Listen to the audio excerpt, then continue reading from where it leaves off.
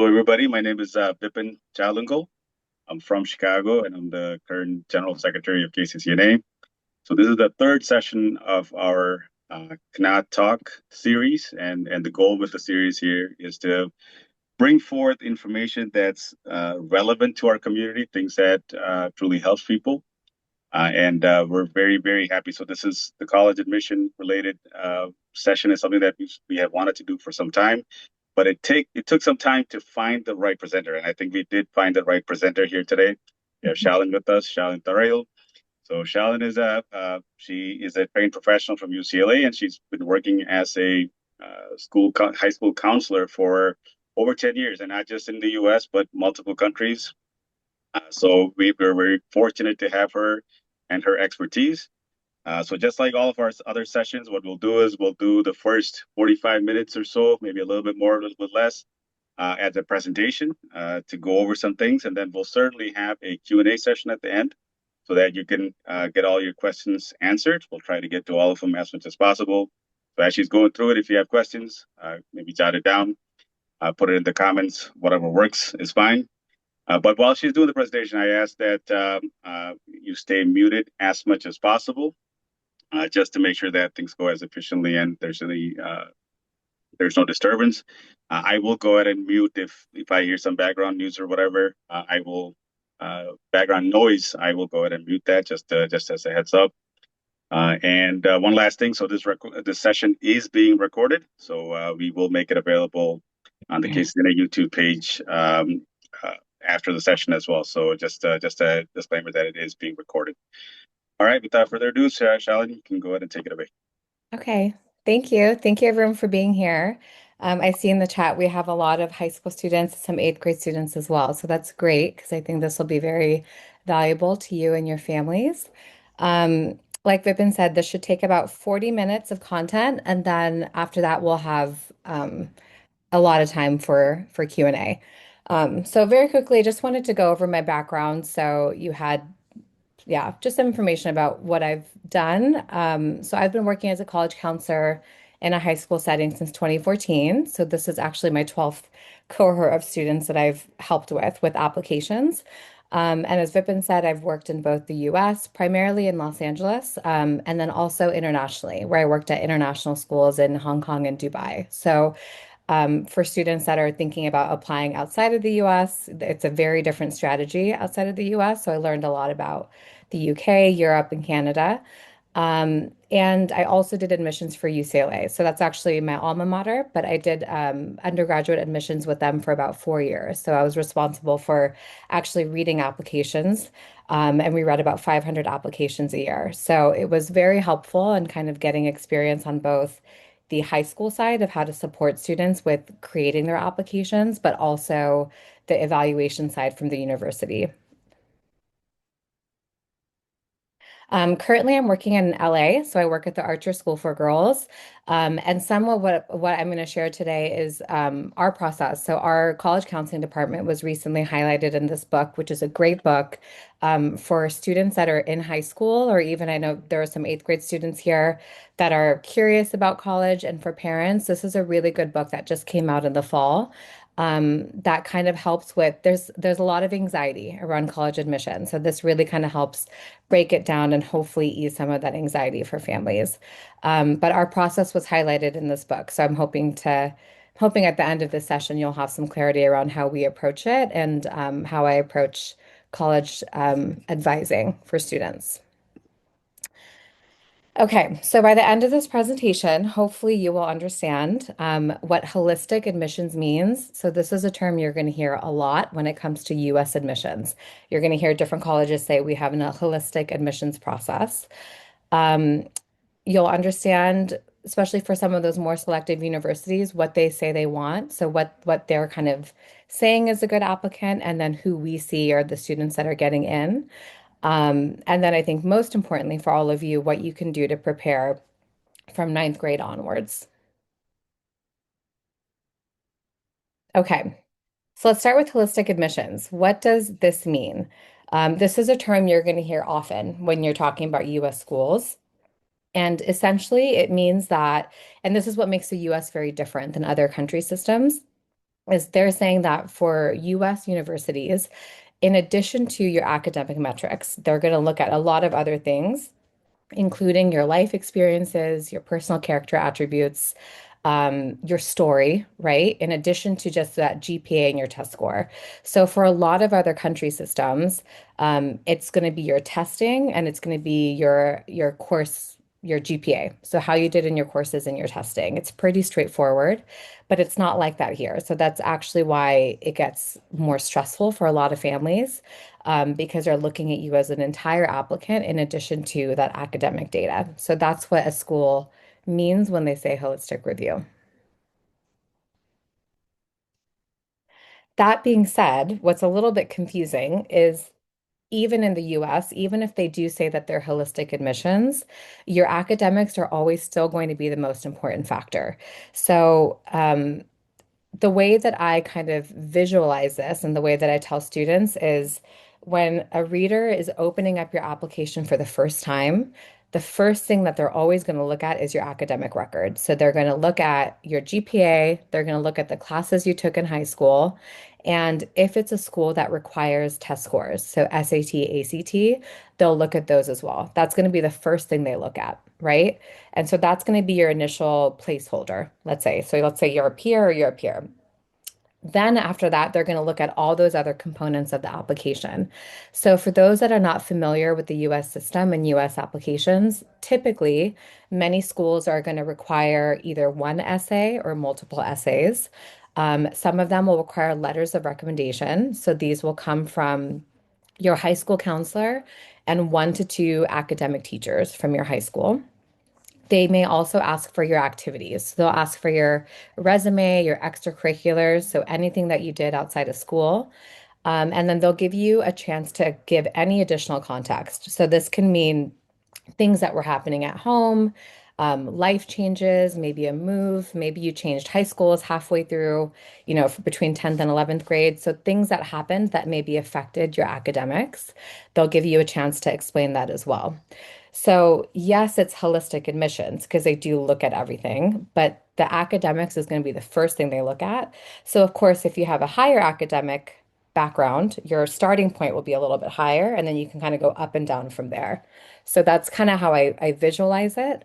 So, everything matters, but don't, sometimes when people hear holistic, they think that means that the academics is equally as important as everything else. I would argue academics is definitely still the most important thing, but do know that they're going to look at all these other pieces. So now I'm going to ask, when you look at essay, letters of recommendation, extracurriculars, additional context, in the chat, are there any guesses as to what they look for in those components? I know that we have some high school students in here. Any ideas about like what qualities that they're looking for in those pieces? You can also maybe unmute and just speak out loud if you have a guess. Okay, community involvement. Yep. They're looking to see if you're getting involved in your community.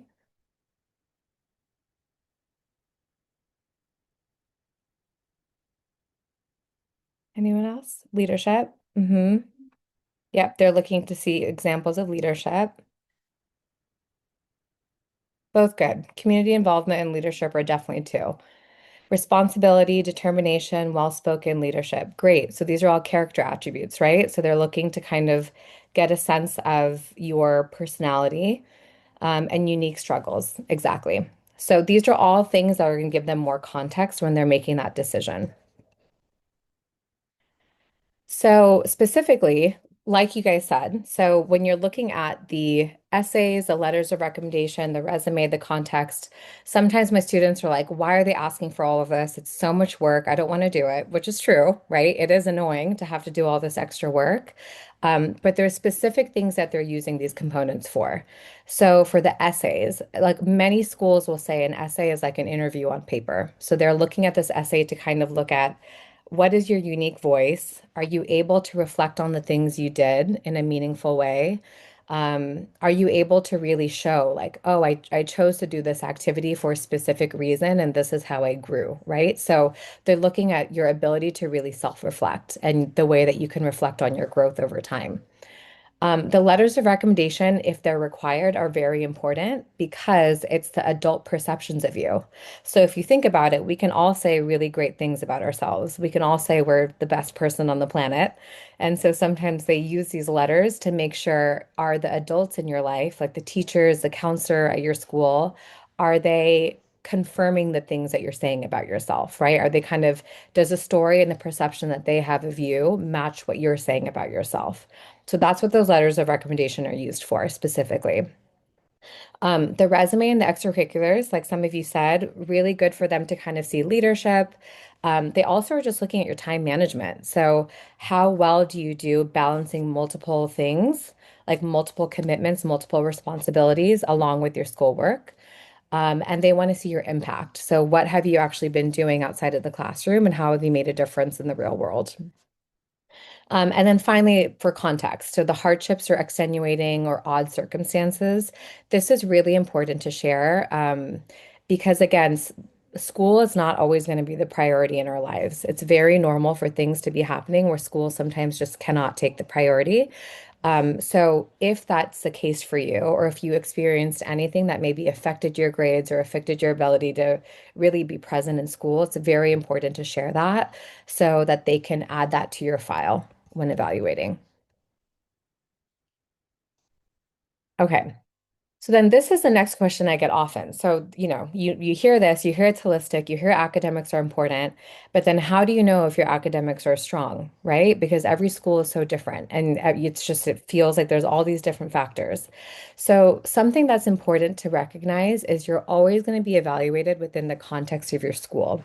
So, you're not going to be compared to kids from other schools. So if your school, for example, is a school that only offers 5 AP classes, and you're like, okay, my school offers 5 AP classes, the school across town offers 20, they're not going to penalize you for not taking 20, right? Because that's not your fault. So they're looking at what were the opportunities that were available to you, and what did you do to take advantage of these opportunities? So usually, the way that you can tell how strong your academics are, it's really going to be school dependent. So you want to look within my school. I'm going to look at all of the opportunities that are available to me, like the classes that I can take, the honors classes, the accelerated classes, the AP classes, how many are available, which ones make sense for me. In addition to the classes, also extracurriculars. So what activities are there that are available at my school, right? And like, what am I choosing to participate in? So they're looking at you within this bubble of your specific school and trying to assess how involved were you, and how likely are you to take advantage of those opportunities.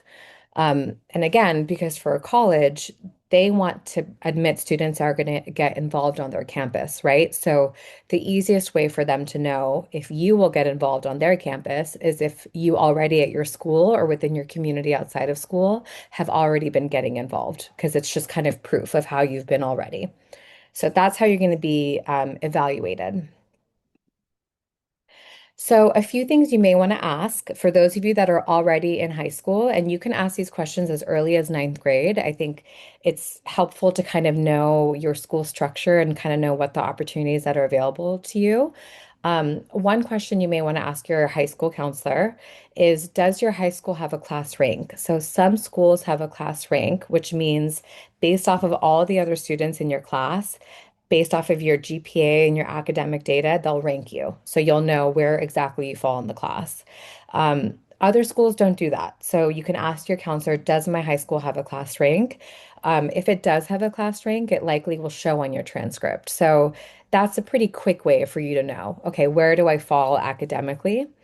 The other one that's really important that I would advise you to do is to ask them, does the school have any free college research websites available to all students?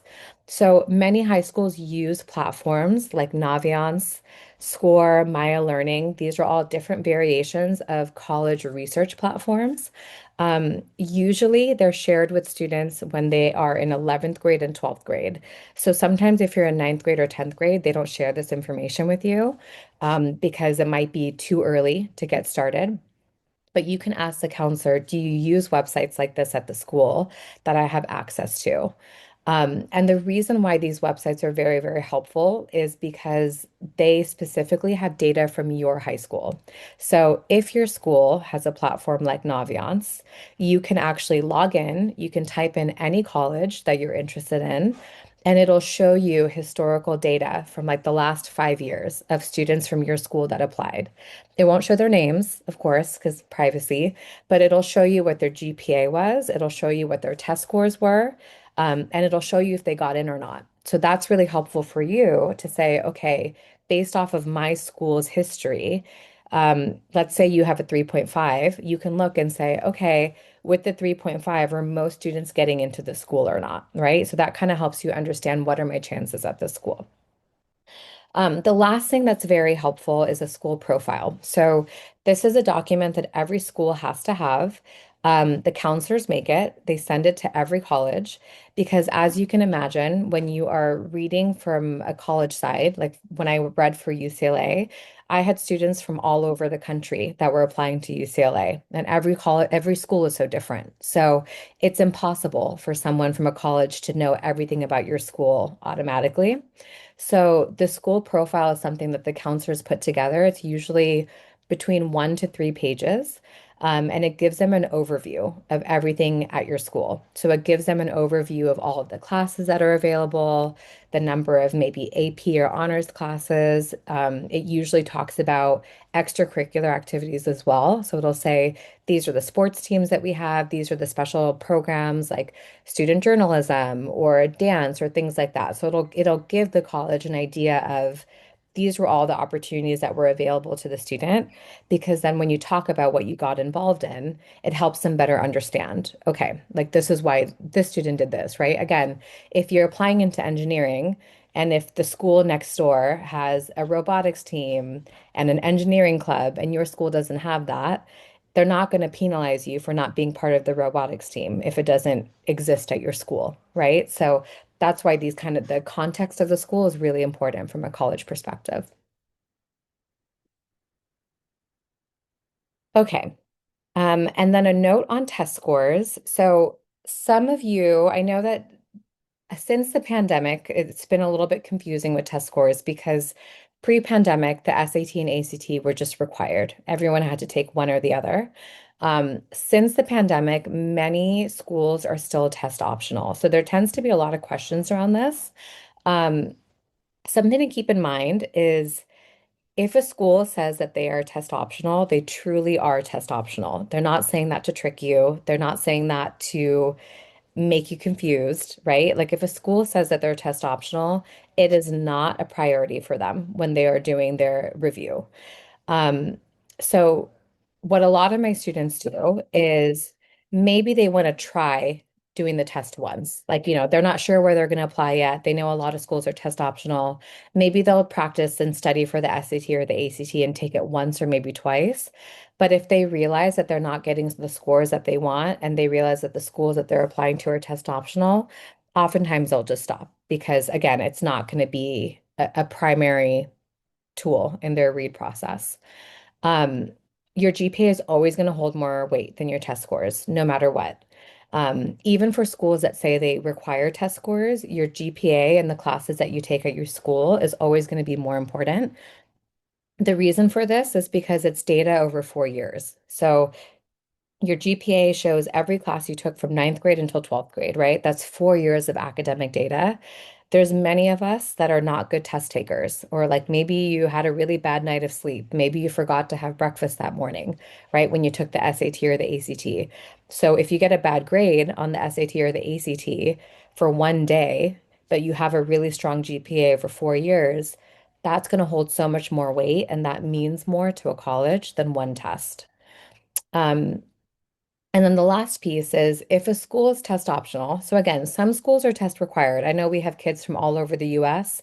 There's certain states, especially more in the South, like I think if for Florida, I believe most schools now are test required, so you may just have to take it if you plan to stay in state. But if a school is test optional, do not send your scores if it's below their averages. So every college that I've talked to has said, if we're test optional, don't send us data that could be held against you, right? So how do you know if it's an average test score? So this link right here, and this um, presentation is recorded, so you'll be able to access this link later. But this link is a really good website that I would bookmark. It shows you all the different colleges in the US and it shows you their SAT, ACT policy. And it also shows you if you choose to send your test scores, what's the mid 50% range? Like, what's the average range of the kids that are getting in? So, if the range, let's say for a school, is an ACT between a 30 and a 34, and if you get a 32, perfect. You're welcome to send your scores, even though they're test optional.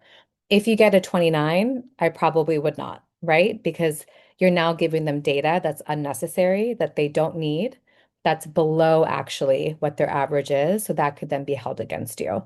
So this is something that kind of confuses students sometimes because of the choice, but really I would view it as one, ask yourself, is it test optional? Is it test required? If it's test optional, take a lot of the pressure off because your GPA is going to hold more weight than your test scores. Okay. So I'm going to give everyone a minute to read this. This was a statement from the University of Pennsylvania. So this is, Ivy League school, one of the most highly selective universities. These are the kind of statements that you will see often from colleges that sound kind of vague. They're saying a lot of things, or it sounds like they want the perfect student. But these are the kind of statements that you'll see from colleges in terms of what they're looking for. So let me just give you a minute to read it.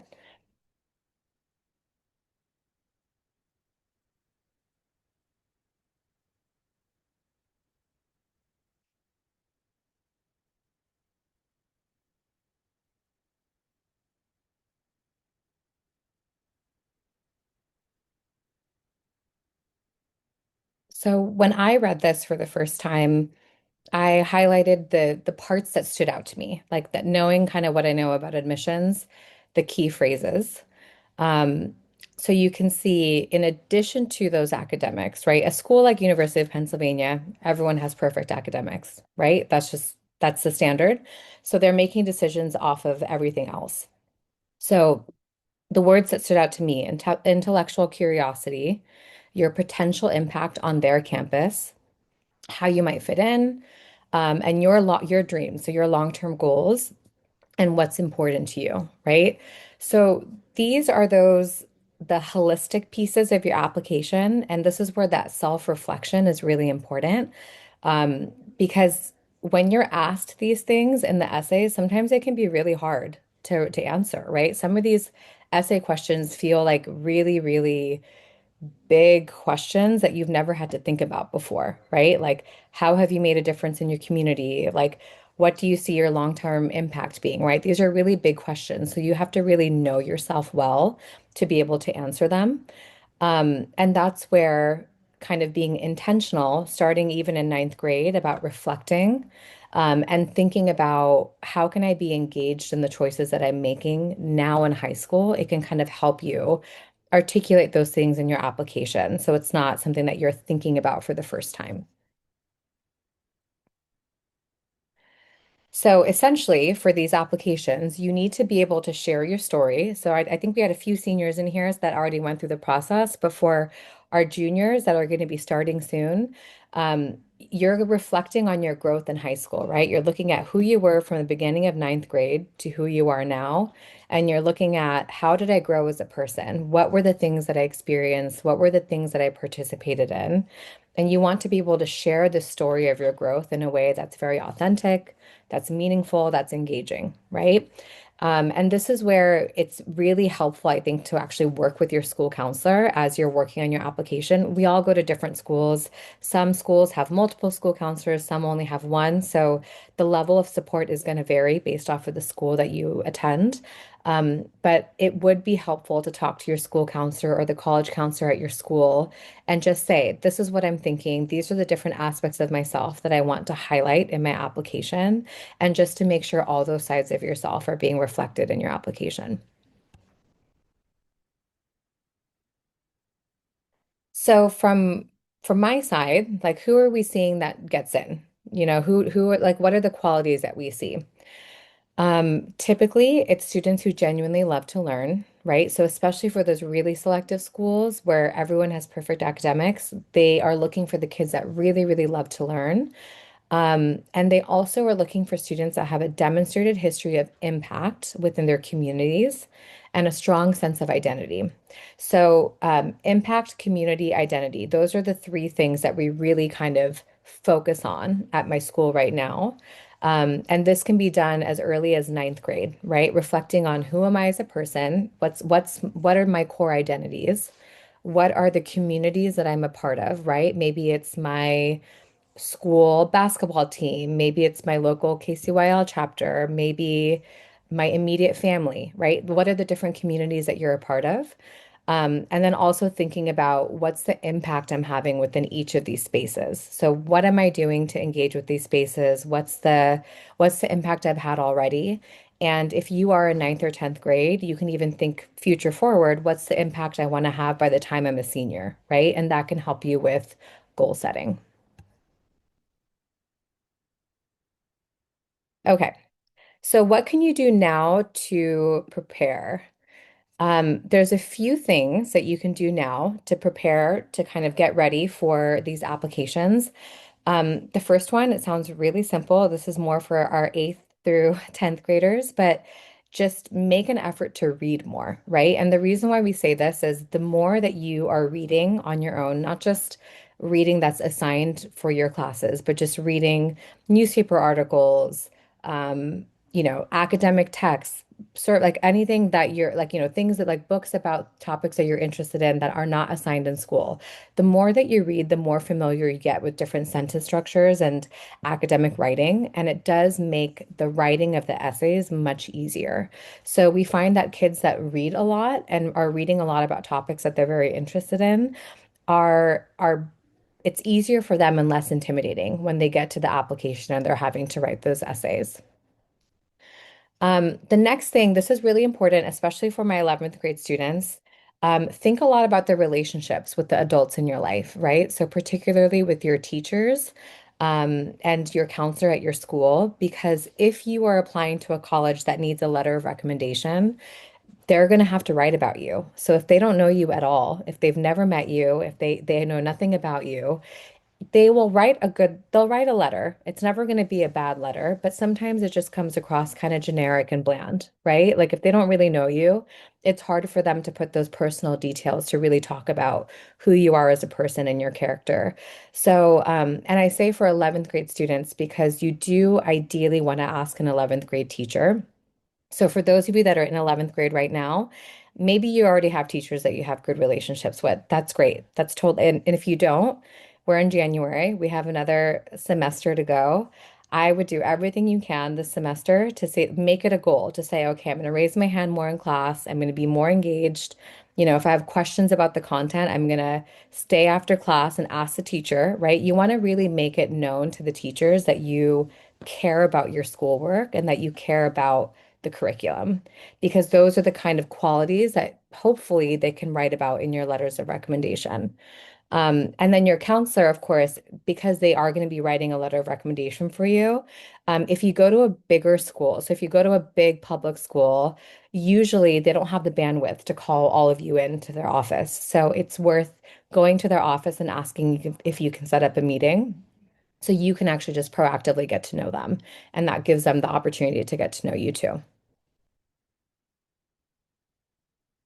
And then the last thing, or the second to last thing that's helpful is just practicing reflection, right? Because A lot of those essays you have to write, like I said, they're asking these really big questions that sometimes are intimidating.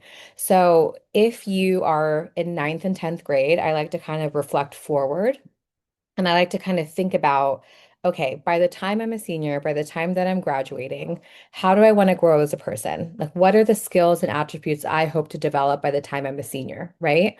And then you can actually purposely pick activities that help you grow those skills. So, an example of that could be maybe in ninth grade, you feel really nervous about public speaking and you hate giving speeches, you hate raising your hand in class, right? And you're like, okay, my goal is by the time I'm a senior, I feel more comfortable with this. So then you want to kind of really look and say, okay, what are the opportunities around me for opportunities for me to get better at this and to kind of face this fear. So maybe it's joining the executive board of a club where you have to speak up at meetings. Maybe it's joining a Toastmasters team, right? It's purposely doing things that will help you develop those skills. Um, and then the bonus of that, yes, you're actually growing as a person. So that's really the big win in this. But if you choose to write about this in any of your essays, it's so easy for you to kind of talk about why you did it because you know exactly why you did it, right? You didn't join Toastmasters just to have something on your resume. You joined it because you specifically really wanted to get better at public speaking. So that's kind of what I say when I say be intentional about the things that you're choosing. Really think about how do you want to grow and use that when making your decisions. For our ninth through even 11th graders, I want you to reflect on your identities, the communities that you're part of, and the impact that you've made or that you want to make. And really ask yourself, how can I deepen my impact within this space, right? So I think one mistake that a lot of students make is they think they have to do everything. So they think like I need to have one sport, I need to have one club, I have to have volunteering, I have to have a paid job. It's not something where you have to do one of everything in order to get into school. It's just you have to pick things that make sense to you. So if you already are a part of certain communities or certain groups and you're like, this is really what I enjoy doing, just think about, okay, over the next couple years, what are more ways that I can get involved within this space and maybe make a difference within these specific spaces?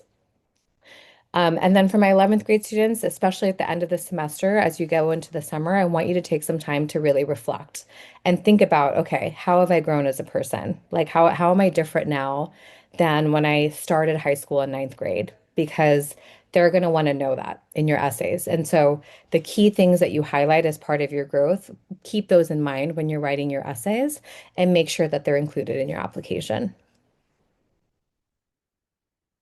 So when choosing activities, there's a million things you can choose from, but you want to ideally choose things that will add value, that will encourage your own growth and learning, um, and hopefully things that you enjoy, because no one wants to do things that they don't like, right? Okay, so be intentional with how you spend your time. This is a big one. If an opportunity doesn't exist, be proactive and create it. I have a lot of students that will just cold call, right? Like if they are maybe interested in learning more about let's say, physical therapy. And it's hard sometimes for there to be internships for high school students because of the age. If you're under 18, sometimes it's hard for there to be formal internships. I've had students that have called like 30 physical therapy offices within a 5 mile radius or within a 10 mile radius and just asked and said, hey, I'm a high school student.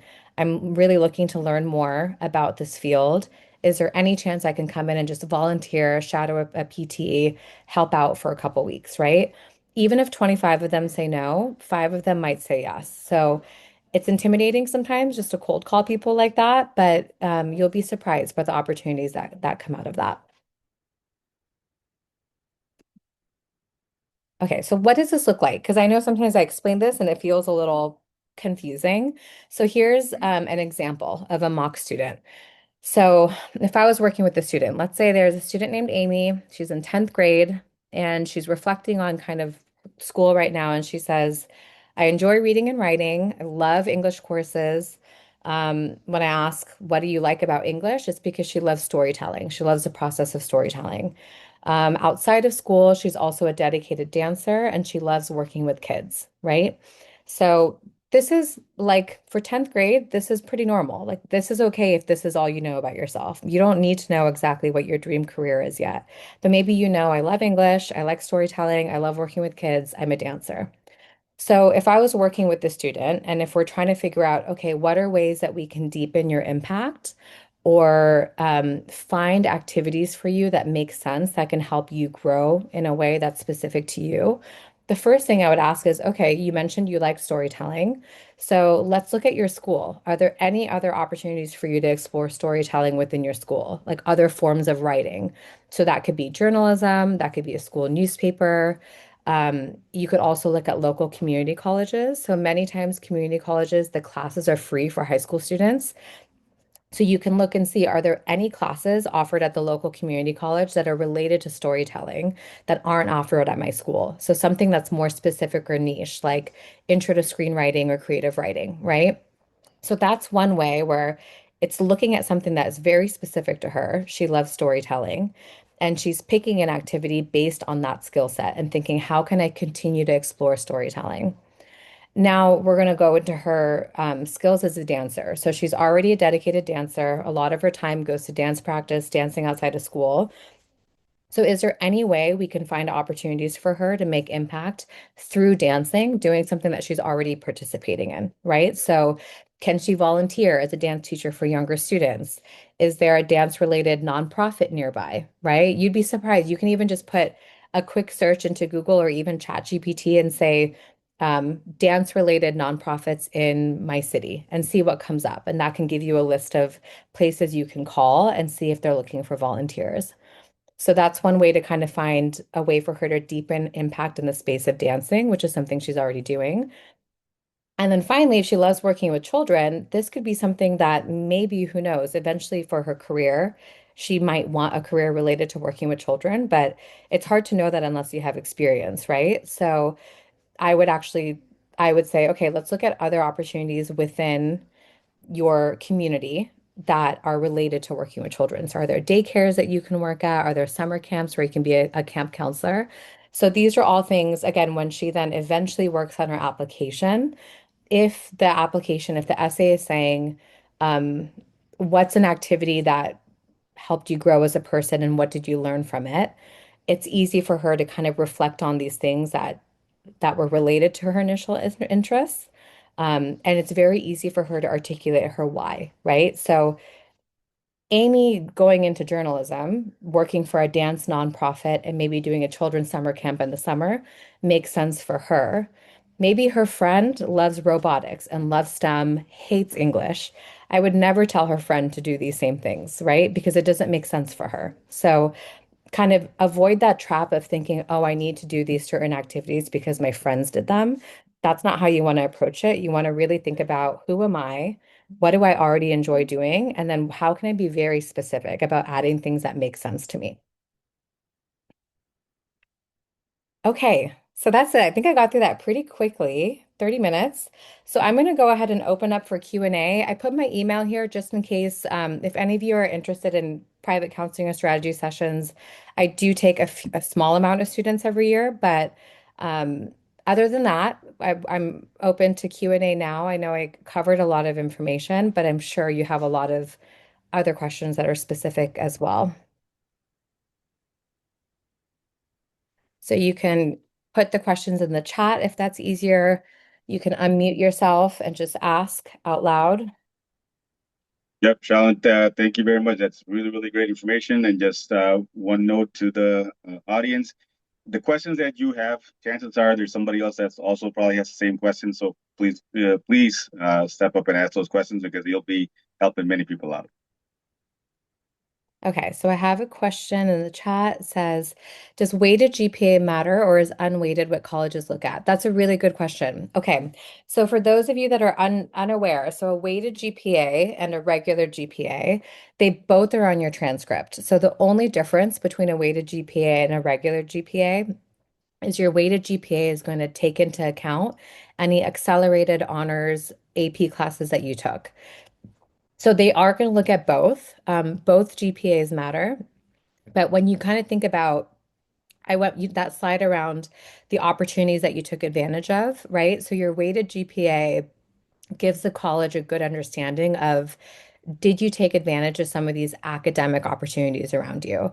So if your school offers 6 AP classes and let's say three of them are in the sciences, three of them are in the humanities, and you personally are a science kid, if I was a reader and if I knew that you said that you like science, I wouldn't expect you to take all the English ones, but I would hope that you would have attempted some of the science ones, right? Because to me, that kind of confirms what you're saying about you really enjoying that subject. So to answer the question, both are important. They are definitely going to look at both, but the weighted gives them a good idea of what kind of opportunities you took advantage of and how you challenged yourself. Um, Do I know about the AICE program? I actually don't. Is that a Florida specific one? That's something I could maybe look up and answer over email. Um, I'm not sorry. I don't know too much about the AICE program. Next one. If your child doesn't know what they want to do yet. Yeah, so this is common. So it said if your child doesn't know what they want to do yet, there isn't one thing that they're passionate about, great student, but not sure. That's very, very normal. Especially if your child is, I mean, I have seniors that feel that way, right? It's very normal. I would try to, rather than thinking about career, because that can be very overwhelming to think about what do you want to do for the rest of your life. I mean, they're 16, right? If like no, it's hard to make that decision at that age. I would kind of break it down to, okay, well, let's look at just academics first. Out of all the classes that you're taking, what are the classes that you tend to like the most? You can even go further and say within that class, what are the units or the modules that you like? So let's say they're like, I like history, but specifically, I really, really loved learning about American history, right? So that gives you kind of a specific focus point that you can work on.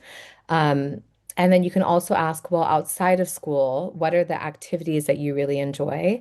And then just focus on deepening their impact. So when it comes to the application, if they still don't know what major they want to put down or what career that they want to focus on, that's fine. But you can then say these are 2 to 3 areas that I'm interested in, right? So you might, for that student, when they kind of are reflecting on that, they can say these are a few topics or a few majors I'm interested in. I'm applying undecided, but these are the kind of focus areas that I want to focus on.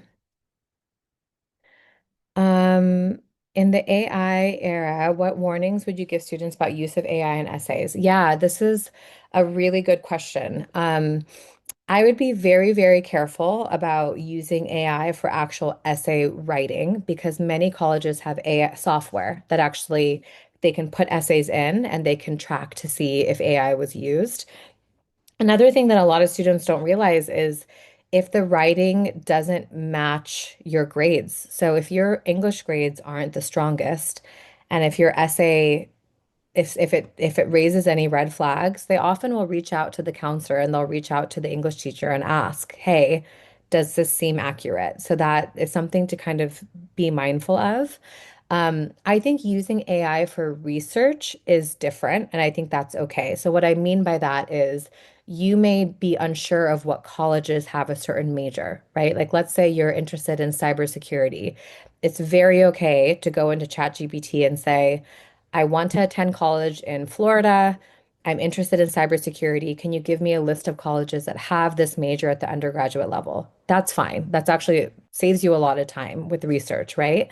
But with actually writing essays, I would be very, very careful and not use anything that's actually, you know, created by AI because a lot of these colleges do have the AI scanners now. Um, how do you get scholarships and when and where do you apply for it? So this is a great question. You're right. I didn't actually touch about on scholarships or financial aid on this presentation. So scholarships, there's a few different kinds. So there's going to be scholarships that are through the college, right? So you apply to a college and they have scholarships specifically for those students. There's also a lot of private scholarships, so different private organizations, private companies that want to give money to students. So for the ones that are college based, typically you just have to apply, right? They might say something like, in order to be in order to qualify for scholarships, you have to apply by this specific deadline.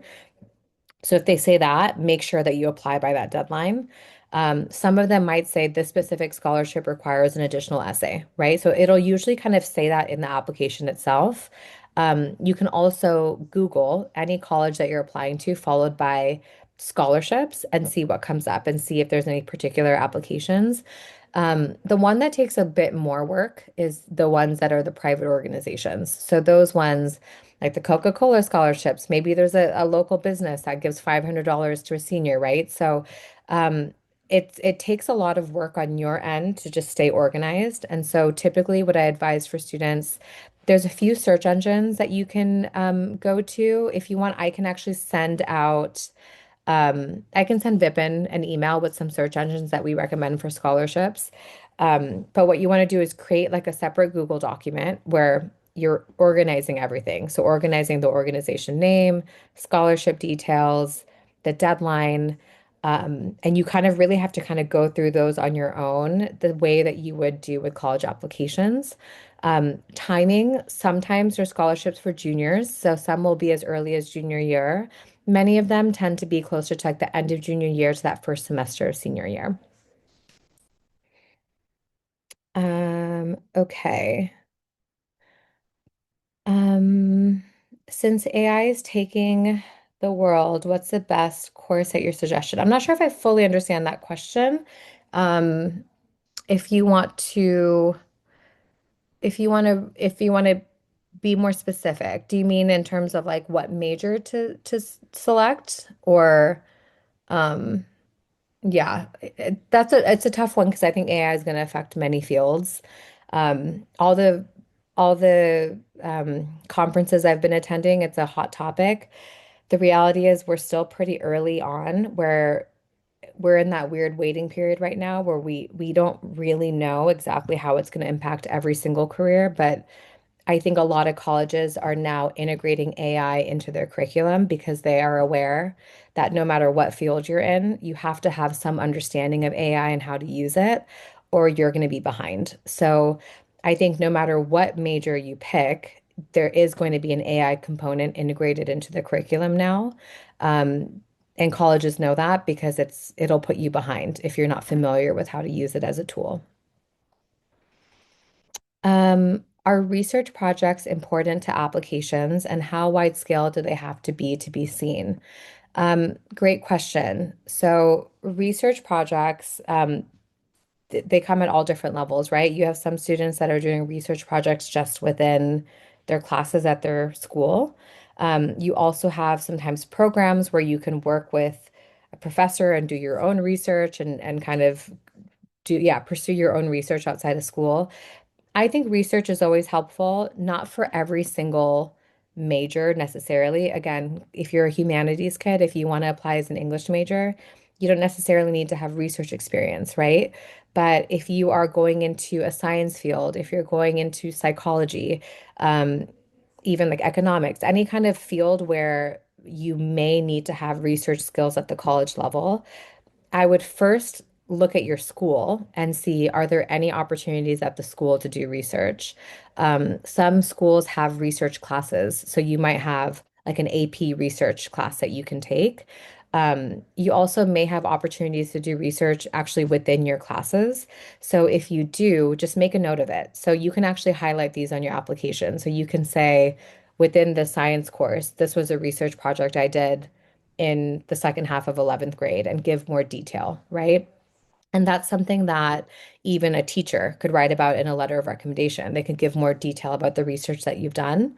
Um, so, yes, I would say research can be helpful, but it has to make sense to you. And again, going back to picking activities that make sense to you that you can actually explain why. Research is not helpful if you do the research and then you are not able to articulate why you chose that field of research or what you learned from it. It's very helpful if you can say, I I love science. I'm interested in physical therapy. I did this internship with a physical therapy clinic and they were talking about this new treatment using stem cells that helps with recovery. So then I decided I wanted to do this research related to stem cells because I was really curious and I wanted to learn more about it, right? So that suddenly makes sense in the trajectory of what you've done. If you just sign up for a research program and you pick a random topic and you're like, I researched cell biology in plants, but that's not related to anything else you've done. It's a little hard for you to kind of explain, okay, why did I pick this thing other than I did it for college, right? And that's what you want to avoid is doing things for college. You want to do things that make sense. Um, Yeah, so I know you said GPA is more important than test scores, but I've also heard that some colleges say grades are inflated and AI can be used in essays. Does this mean that test scores are more important? Yeah, good question.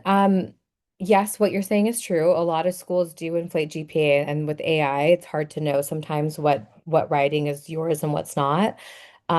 I still would say GPA holds more weight than test scores, but what is potentially starting to happen and what may start happening is as this trend continues, schools may start to shift towards requiring testing. Many schools are still test optional. So if they say they're test optional, they are test optional. But for the schools that are starting to shift, um, usually that's what they say. Like that's why they say, okay, we want to include test scores again, just because we're worried about grade inflation. So we just need to have one more metric. But again, even with that, I still think the GPA is going to hold more weight. Having a really strong test score and having poor performance across 4 years is really hard to undo, right? It's hard to kind of explain why was my performance not that great for 4 entire years. If you have a reason, that's fine, explain it. But it is hard to kind of show that and say, hey, here's a really good test score. If anything, it kind of causes more confusion for them as to why was the student able to score so highly on the test but not do well over 4 years. So um, if you're realizing if you live in a state that all the colleges are test required, know that you're going to have to integrate testing into your plan. Um, and I think it's very okay to plan to take the test once or twice. I think it's pretty common now for students to take it once or twice. But I always say a good rule of thumb is if you ever catch yourself your grade slipping because if you're studying for the SAT and the ACT, that's not a really good place to be. You want to make sure that you're always prioritizing your grades at school over the studying for the test. Um, okay, I'm planning on going to optometry school. Do you know if the prestige of the school I go to in undergrad matters when applying to optometry school? That's a really good question. Um, Not necessarily. I mean, of course, your undergraduate school should be accredited, right? So that's important. But I think a good rule of thumb, if you're looking at, top 100 to 200 schools, there's 4,000 or so schools in the US. So not all of those are going to be schools that I recommend. But if you were to look at the top 200 schools in the US, it's impossible to name all of them, right? That's so many choices for you to pick from. Um, any of those would be fine. And the big thing, if you're going to any master's program, so this is not just optometry school, but business school, med school, dentistry, any of that, the whole process starts over. So they're looking at your GPA, they're looking at your letters of recommendation, they're looking at how you do within the context of that school. So what matters the most is how you did within the school and what your ranking is. So um, sometimes students actually purposely pick a school that is a little bit more of an easier school for them because they know that that's really important and they know that their GPA in undergrad, they want it to be really strong. And that can almost help them get into some of the more competitive graduate programs if they have a more competitive undergraduate GPA. Another strategy is sometimes going to a smaller school. So if you go to a small liberal arts school or a medium-sized school for undergrad where you really know your professors, where it's a small class sizes, those letters of recommendation are generally much better. I loved UCLA. I went to UCLA. I didn't love that my classes had 300 kids in them. The professors didn't really know any of the students. The TAs were teaching most of the classes, right? So it's hard going to a school like that and getting letters. It's not to say that it's impossible, but for friends that went to small schools where their professors taught the classes, they didn't have any big lectures. All the classes were under 50 people. those letters were much stronger. So those are the kind of things you want to think of if you know absolutely that you want to get a master's and you plan on applying to graduate school. Um, So the high school that my daughter attends offers certifications like medical assistant, pharmacy tech, EKG. In your experience, do these certifications weigh heavily in their favor? I actually think that's a great opportunity. So that's not something where colleges have a strict yes or no. But I would say if I was evaluating that student, I would think that's great for them to have certifications like that because not only is it showing their interest in a subject and showing their learning, but it's also giving them real world experience working with real patients, working with people of different ages. And because that's a more unique situation where not every high school offers that, I think it would make them stand out. So I think that's a great opportunity. And then they can likely, I'm assuming, start making money once they have that certification. So that's great too. There's a lot of value in just having a job and knowing how to operate in the real world. There's a lot that you can write about that. What does AP and honors classes mean towards college? So AP and honors classes, so you're looking at course rigor. So that first question we had about weighted GPA. So your AP and your honors classes are showing the college that you are challenging yourself in certain subjects. And every school offers a different amount of AP and honors classes. Some schools don't offer any, right? So it's not your fault if they don't offer any. But for a college, that AP and the honors classes that you take will factor into the weighted GPA. Um, as a reader, if I'm looking at a student and if I'm seeing that they took AP and honors classes, I know, okay, this is a student that's not afraid to challenge themselves. They like to learn, and for specific subjects, they're wanting to do the harder work to challenge themselves as a student. So that's a good quality. So it does look good.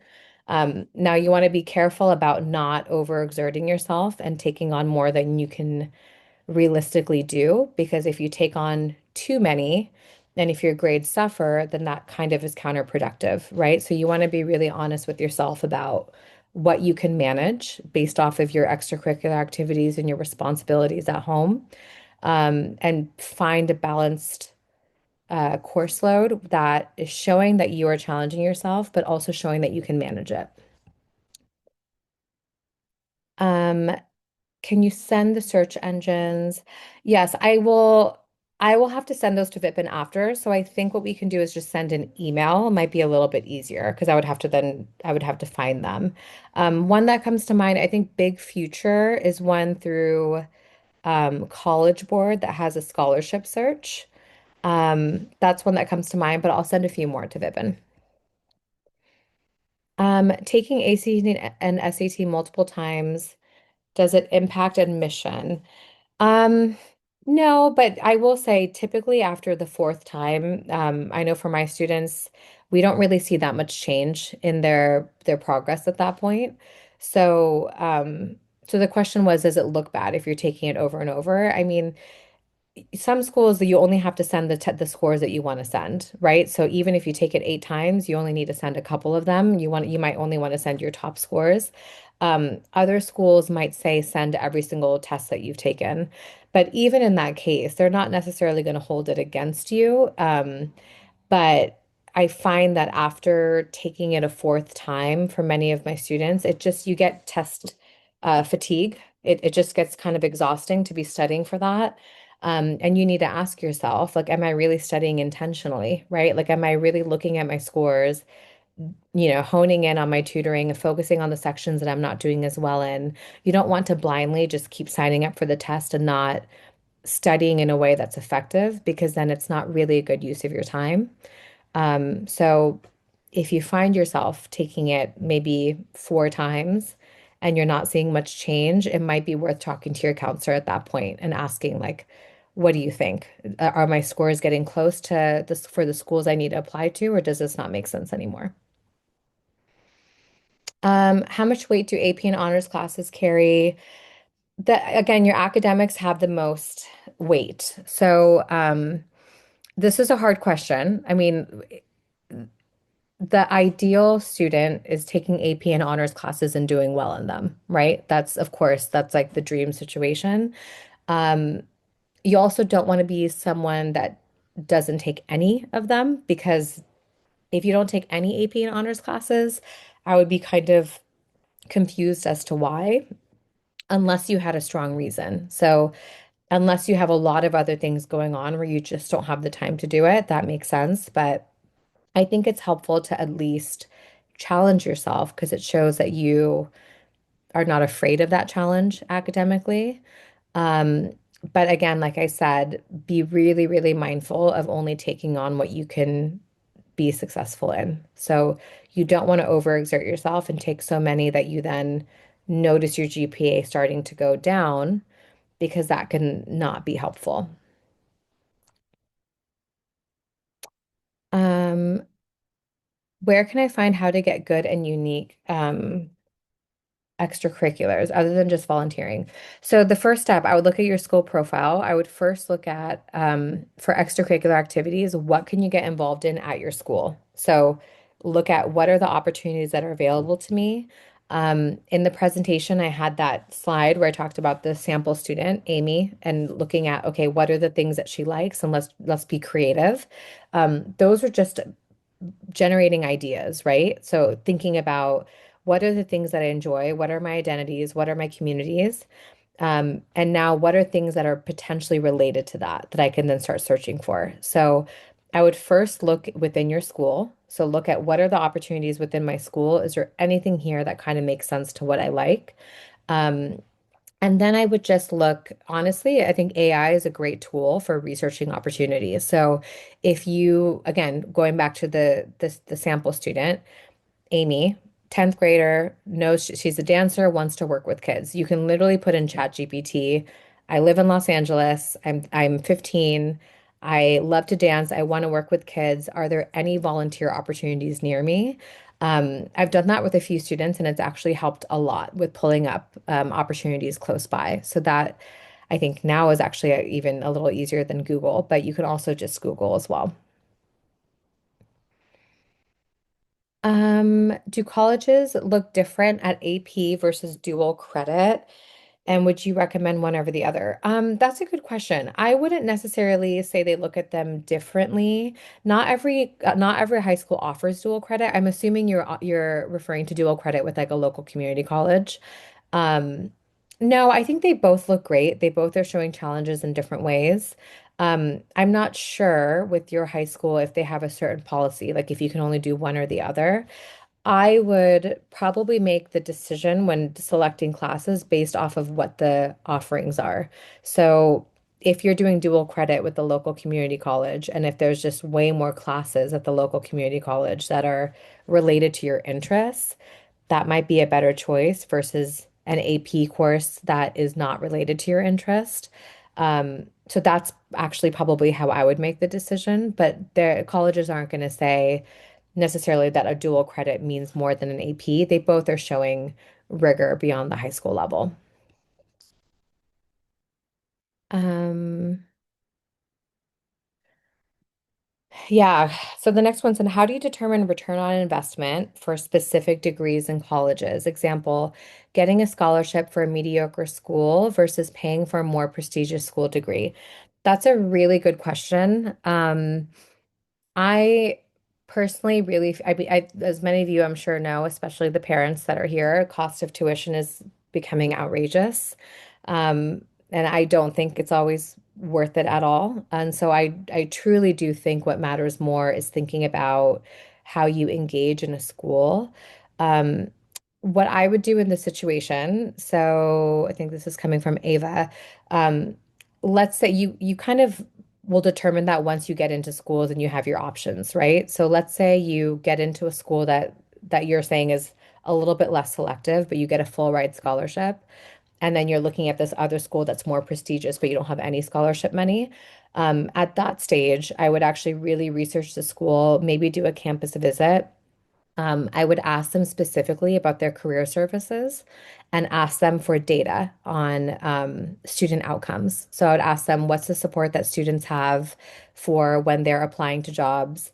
Do you have any data for my major, right? So sometimes if you're a student that you know that you're only going to do your undergrad, so you need your nursing degree, you need your engineering degree, you don't plan on going into a master's program. Maybe for those in those situations, the family might think it makes more sense just to spend a bit more money. Personally, I think as long as you are engaging at the school and if the school has a really strong career services department, I would think that the cheaper option would actually be better. Um, but I annoyingly, this is kind of a it depends kind of question. So um, that's something that once you have those options, I probably would talk to your counselor and ask once you visited the school and once you visited career services to see, okay, does there seem to be a big difference? Um, If the student takes the SAT more than once, is the college still able to find out how many times the child took the test and how they scored? No, you have to send the information to them. So the SAT is run by a separate organization called College Board. The ACT is done through the ACT organization. Colleges don't have access to that unless you send them the scores. So in theory, you could take the test 10 times and never send the scores to them, and they would never know. Is there a recommended number of colleges to apply to? This is a great question. Um, I've had some students that only apply to 4 schools. I have some that have applied to 25, which I don't personally recommend at all, just because it's a lot of work. What we generally say at the schools that I've worked at, usually we say between 8 to 12 applications is a healthy amount in terms of the workload. And what we mean by that with applications is some of you live in states, many of you probably live in states where there's one application for an entire system of schools. So in California, we have the UC colleges. It's one application. You can select 8 campuses and it'll go to 8 schools. We qualify that as one application because the amount of work that you're doing is one application. So I would generally say between 8 to 12 is the highest you want to go. When you think about those essays that you're writing, the letters of rec that you're getting, the research that you're doing for each school, it ends up the work becomes a lot pretty quickly. And once you get past 12, it becomes really hard to submit a quality application.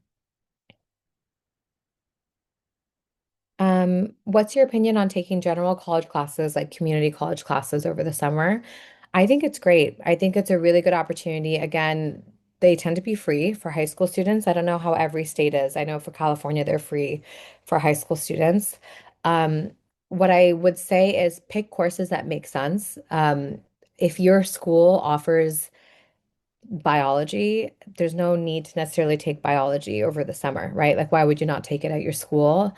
Um, so I would say sometimes what's really cool about community college classes is it allows you to go deeper in a subject that maybe is just not offered at a high school level. And then when you take that and when you're explaining in your application why you did it, it's really easy to explain why you did it because you were curious about the subject, you wanted to learn more and it's not available at a high school level. So yeah, that's a pretty common thing that our students do that we love, that we recommend. Some of you may also see there's like colleges that offer very expensive pre-college programs where it's like $10,000 for a summer. There's no difference in doing that versus going to a free community college class. Literally no difference. So don't feel intimidated and feel like you need to spend all this money for a course from Harvard when you can take that same course for free at your community college class. The colleges are just looking at that as intellectual curiosity. It doesn't matter where you take it. Um, Okay, a lot of good questions. How do you evaluate things like clubs, sports, jobs, or volunteer work? Are there certain types of activities that stand out? No, not certain activities that stand out. Really, what we evaluate is your impact within them, and we evaluate, are you able to articulate why you did it? So going back to when we did that activity around knowing your identity, knowing your communities, knowing your impact. What stands out to me is if the things that you chose made sense and if you can reflect on them in a way that makes sense. If you are just doing things because you need them for college, it becomes very hard to put together a strong application because it becomes very hard to reflect as to why you chose those things. So don't feel like you need one of everything. That's not how it works.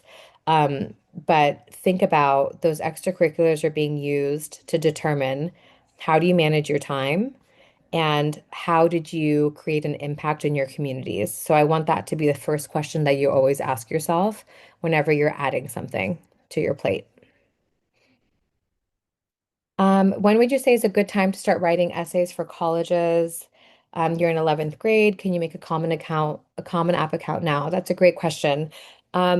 Generally, you can make a common app account and at the end of 11th grade, it will roll over. So you can create a common app account and it'll roll over at the start of 12th grade. So you can use that same one. Um, your applications are done your first semester of senior year. So your fall semester of senior year. We recommend, and I always recommend that students work on their essays over the summer before senior year. The more writing that you can get done the summer before, the easier your senior year will be. It becomes very hard to work on writing and to work on applications when you have a full senior year course load. So I would recommend you can make the Common App account as early as, April or May of junior year. You can start looking up schools. You can start looking up what some of their essays are. Um, One thing to keep in mind, the Common App rolls over on August 1st. So what that means is your account will roll over. Everything you put in is saved, but if a school changes anything, so if a school changes their essay prompts, which happens sometimes, it'll be updated on August 1st. I still think it's very much worth working on your essays over the summer. Um, it's unlikely that the majority of your schools are going to change their supplemental writing. The personal statement, which is the long essay, that's a 650 word one, that is not going to change. So if there's anything that you definitely should be doing over the summer, work on that essay.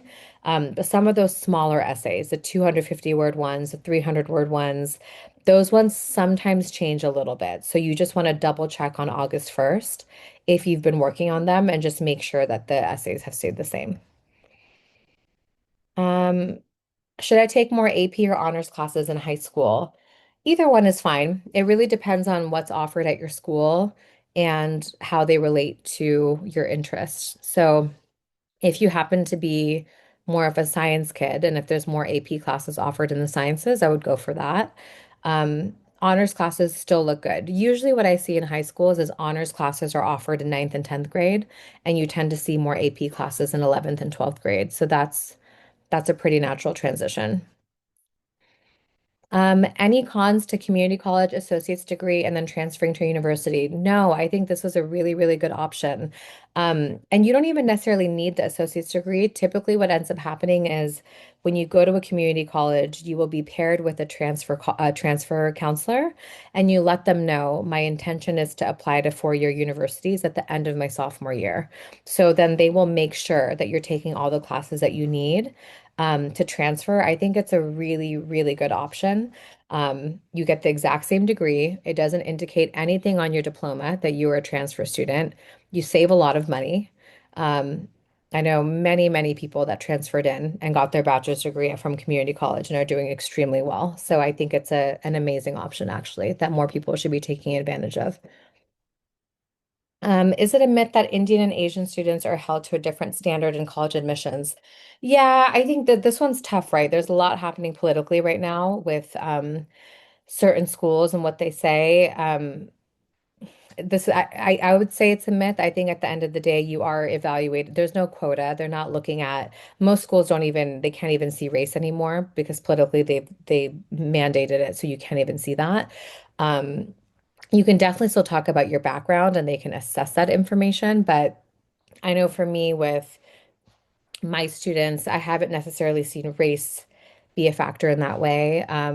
Sometimes what you see is actually gender with certain topics, right? Like again, females in engineering. There's not as many female applicants in engineering. So sometimes you do see colleges, whether it's intentional or not, try to balance a class and they might say we don't have as many female engineering students, so they kind of want to recruit more. And you see that opposite effect with males and maybe the humanities or males in education and things like that. So that is something I've noticed. But it's, unfortunately, it's not something that colleges are ever going to explicitly say or really, really be open about. I think it's more just something that might happen just when they're trying to balance a class, but not in a way that I would say is notable or something to be worried too much about. What are some common mistakes that you see applicants make? What's one piece of advice you'd have for someone applying this year? Common mistake, I would say don't rush. A common mistake I would say is don't rush your short essays. So sometimes students spend a lot of time on their long 650 word essay. And then the supplemental essays, which are like 200 to 300 words, and they're specific to the college. So usually it's some variation of why are you a good fit for our school? Many students rush those short essays, and that's the worst thing you can do because that's the essay that they actually are taking more time on, because it's giving them information about how much you've researched the school and how much you know about the school. So what I tell students is for those short essays, if you're writing something like, I really love your school because there are notable faculty, there's great research opportunities, it's a beautiful campus, it's located in, let's say, New York, which is a city full of opportunity, and I can't wait to engage, that could be applied to 25 different schools, right? It's not specific enough. So with that short essay, you really want to be specific. You want to be talking about, um, I love the school because I am interested in astrophysics. The astrophysics department has this concentration in the major, which I'm really excited by. This professor has a course focusing on this that I'm was something I learned in high school that I want to explore more. Like you're going really, really specific, and it takes time to be that specific. But from the college side, when they're reading that, they're like, whoa, this kid really knows our school and they've put in a lot of work, right?